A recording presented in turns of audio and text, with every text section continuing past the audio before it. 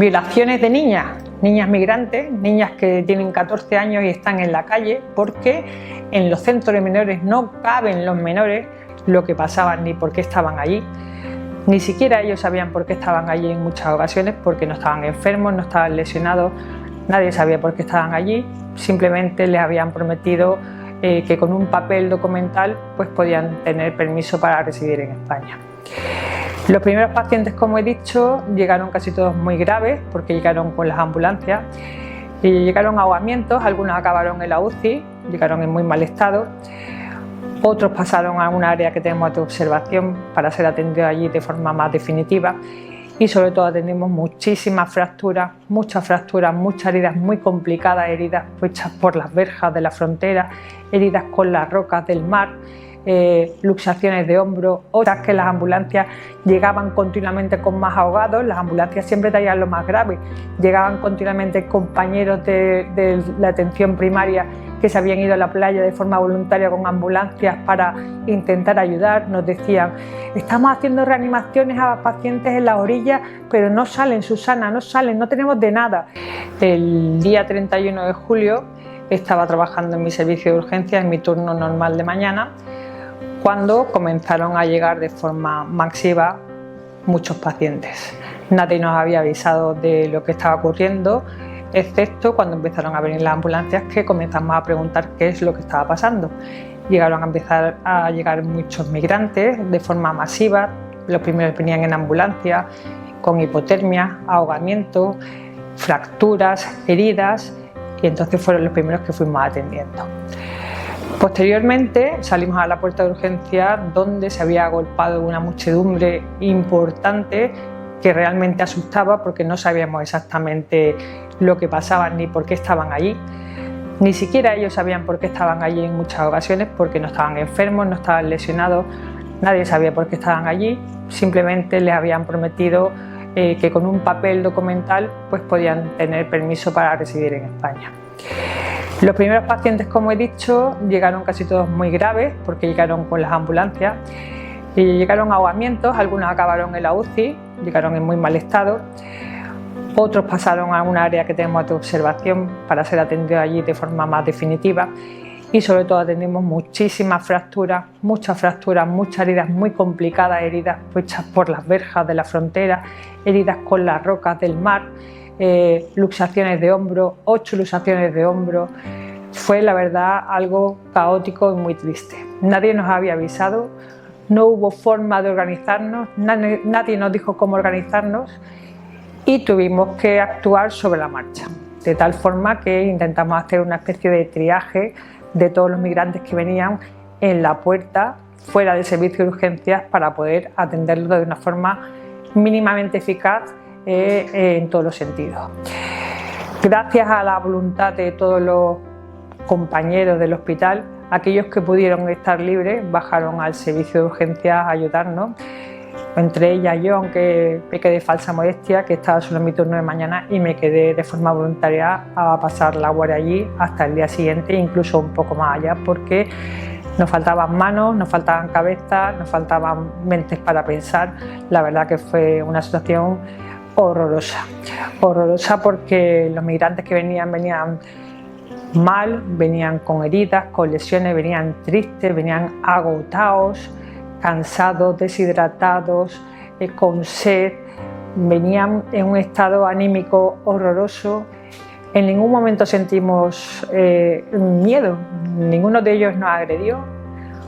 Es más, nos daban las gracias con cualquier mínima actitud que diéramos hacia ellos.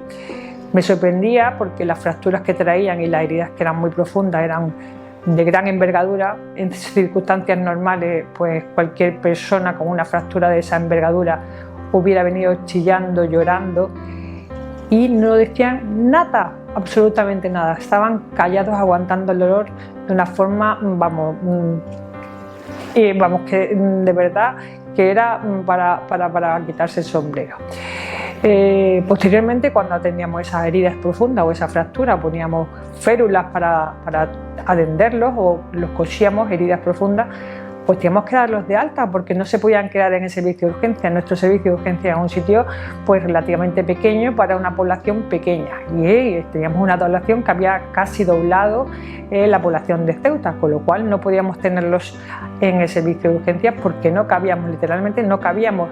Pensad que las ambulancias llegaban continuamente con más ahogados, las ambulancias siempre traían lo más grave, llegaban continuamente compañeros de la atención primaria que se habían ido a la playa de forma voluntaria con ambulancias para intentar ayudar. Nos decían: estamos haciendo reanimaciones a pacientes en la orilla, pero no salen, Susana, no salen, no tenemos de nada. Era de verdad una guerra. Yo he estado en muchas guerras y esta era una más, una guerra contra ellos mismos, contra el sistema. De verdad fue una pena.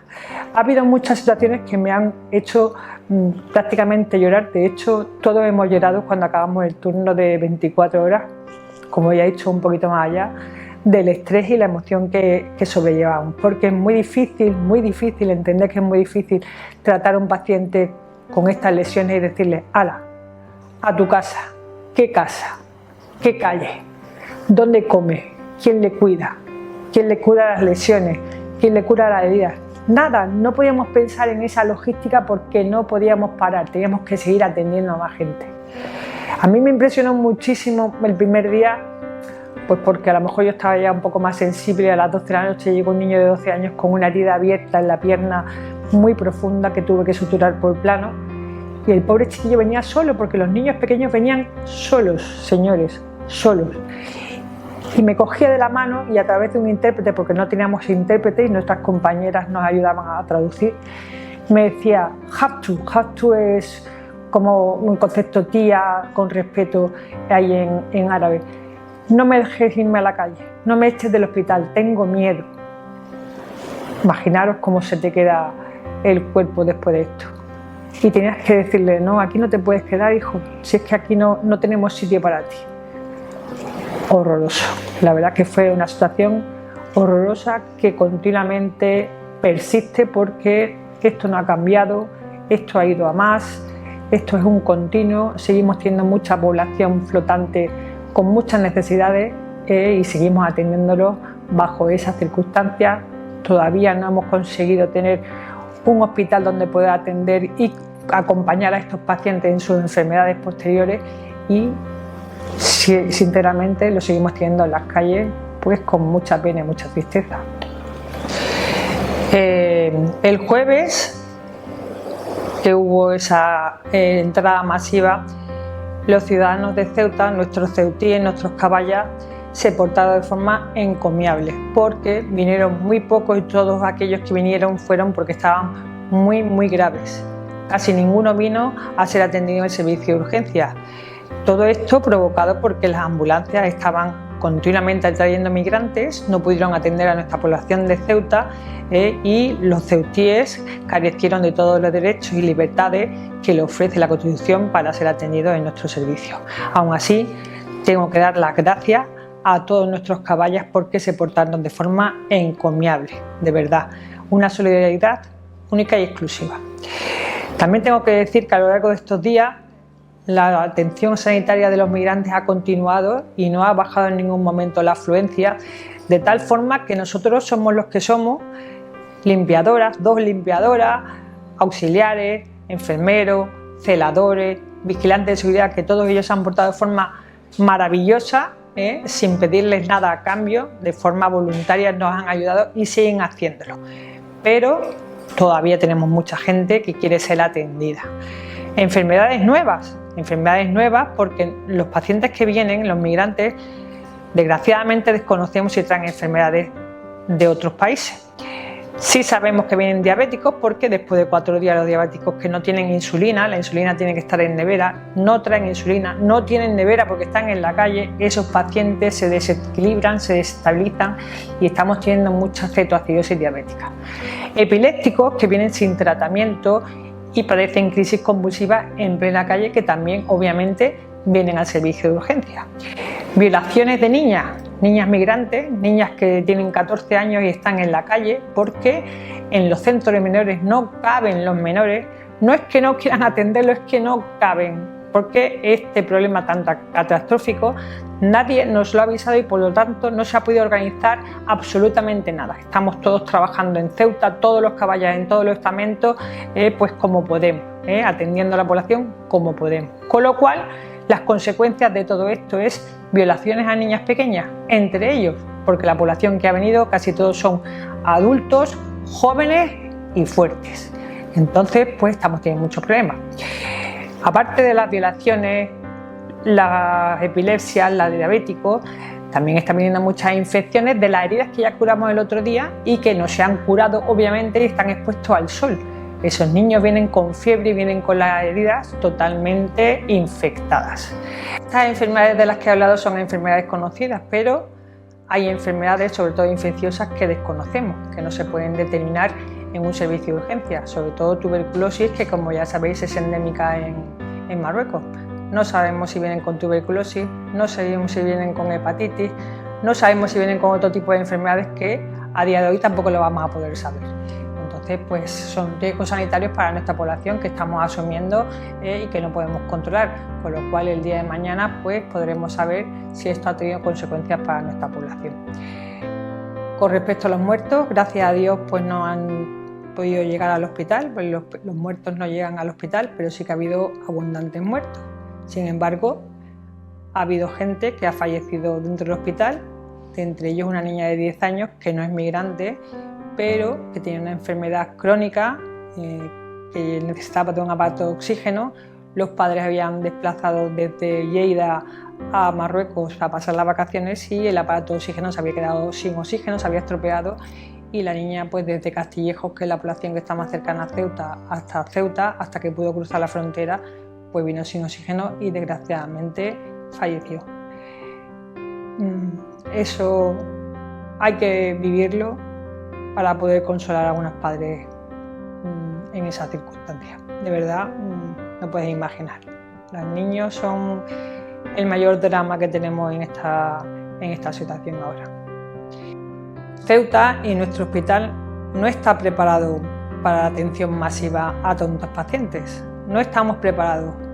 No se nos ha aportado de más personal. Sí que es cierto que material no nos falta de momento, pero personal nos hace falta y mucho. Seguimos siendo los mismos todos los días, atendiendo a todo el mundo, no solo en el hospital, en los centros de salud, en los ambulatorios, seguimos siendo los mismos y no se nos ha aportado absolutamente más personal. Sí que es cierto que no nos ponen pegas a contratar gente, pero no hay médicos. ¿Quién quiere venir aquí a Ceuta? Y menos en estas circunstancias. Es más, hay compañeros que se quieren ir de Ceuta porque tienen miedo, porque la muchedumbre, aunque sea pacífica, da miedo. Miedo a que vengan a tu casa y te quiten tus cosas, te quiten tus libertades, te quiten tus derechos y te quiten la posibilidad de vivir como cualquier ciudadano de primera. Da mucho miedo. Desde hace mucho tiempo los médicos reivindicamos que Ceuta sea una ciudad de difícil cobertura sanitaria para que el gobierno nos ayude un poquito a implementar nuestros servicios. A día de hoy seguimos teniendo muchos pacientes en el servicio de urgencias, sobre todo migrantes.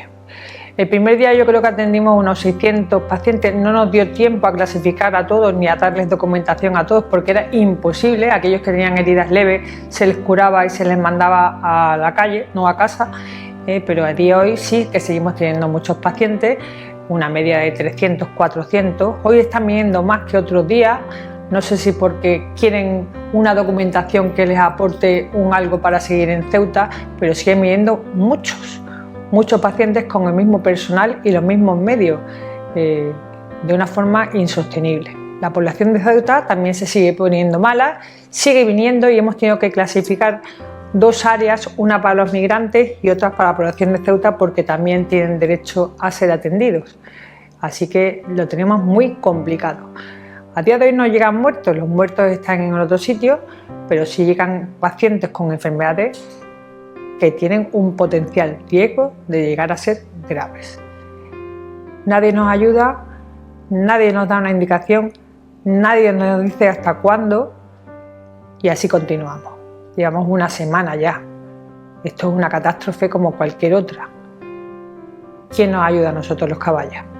Por favor. que nos ayude alguien.